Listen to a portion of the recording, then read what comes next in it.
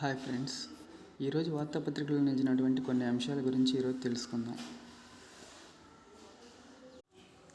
కేంద్ర పౌర విమానయాన శాఖ మంత్రిగా బాధ్యతలు నిర్వహిస్తున్న కె. రామ్మోహన్ నాయుడుకు వరల్డ్ ఎకనామిక్ ఫోరంలో యంగ్ గ్లోబల్ లీడర్స్లో ఒకరిగా ఎంపిక కావడం జరిగింది. ఆంధ్రప్రదేశ్లో నిర్వహించనున్న మెగా డిఎస్సికి గరిష్ట వయోపరిమితి పెంపు. గరిష్ట వయోపరిమితిని 42 సంవత్సరాల నుంచి 44 సంవత్సరాలకు పెంచడం జరిగింది. 2025లో అత్యధికంగా సంపాదిస్తున్న అథ్లెట్స్ జాబితాలో ఎవరు అగ్రస్థానంలో నిలిచారు? Answer: Cristiano Ronaldo. Second question: ఏ దేశంలో ఫ్యూజియన్ ఫారెన్సీలో ఇటీవలే పరిశోధకులు 2 జురాసిక్ యుగ పక్షి శిలాజాలను కనుగొన్నారు? Answer: China. International childhood cancer డేని ఎప్పుడు జరుపుకుంటారు? ఆన్సర్: ఫిబ్రవరి 15. సౌర వ్యవస్థ ఆవల జీవం. సౌర వ్యవస్థ ఆవల కూడా జీవం ఉందని చెప్పేందుకు ఒక బలమైనటువంటి ఆధారాన్ని బ్రిటన్లోని కేంబ్రిడ్జ్ విశ్వవిద్యాలయ పరిశోధకులు తాజాగా గుర్తించారు. భూమి నుంచి 120 కాంతి సంవత్సరాల దూరంలో K2-18b అనేటువంటి గ్రహం ఉంది.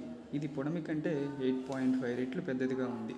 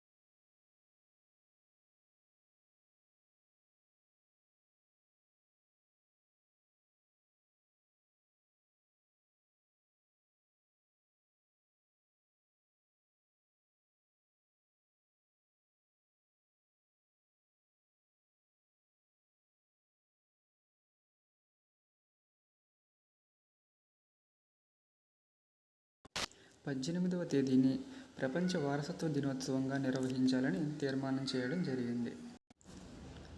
ఈ దినోత్సవాన్ని ప్రతిపాదించింది 1983లో యునెస్కో ఇదే తేదీని ప్రపంచ వారసత్వ దినోత్సవాన్ని నిర్వహించాలని తీర్మానించడం జరిగింది. అత్యధిక ప్రపంచ వారసత్వ స్థలాలు కలిగినటువంటి టాప్ 10 దేశాలలో మొదటి స్థానం ఇటలీ ఉండడం జరిగింది. ఇటలీలో 60 వారసత్వ స్థలాలు ఉండగా భారతదేశం 6వ స్థానాన్ని ఆక్రమించి 43 స్థానాలను కలిగి ఉండడం జరిగింది. Thank you for watching.